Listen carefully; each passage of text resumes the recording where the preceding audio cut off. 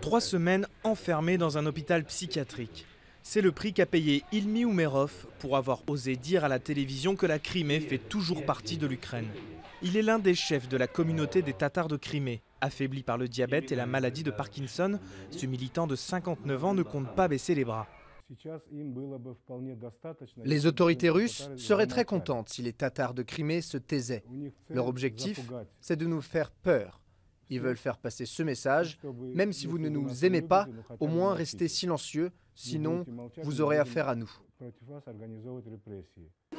Si les médecins ont estimé qu'Ilmi Umerov n'avait aucun problème psychologique, un procès l'attend désormais. Accusé de séparatisme, il risque jusqu'à 5 ans de prison. Ce cas est loin d'être isolé chez les Tatars de Crimée. Cette communauté musulmane rejette la récente annexion de la péninsule par Moscou. En représailles, des centaines de Tatars sont régulièrement fouillés ou détenus par les autorités russes. Leur chaîne de télévision a même été brutalement fermée fin 2015. Ce que nous voyons, ma famille et moi, depuis 2 ans et demi, cela ne nous plaît pas. Mon frère a été arrêté, il est en prison maintenant. J'ai perdu mon travail parce que je ne peux pas accepter leurs conditions et obéir à leurs ordres.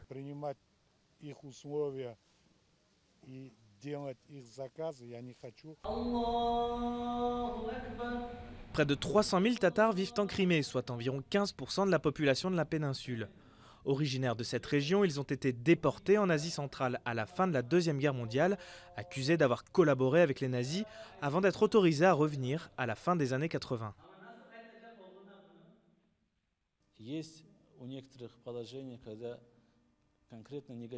Aujourd'hui, certains Tatars de Crimée sont mécontents des Russes, de la Fédération de Russie et du gouvernement. Mais qu'est-ce que ça peut nous faire? Peu importe si on aime ou si on n'aime pas la Russie. Nous vivons dans ce pays à présent et nous sommes ici chez nous.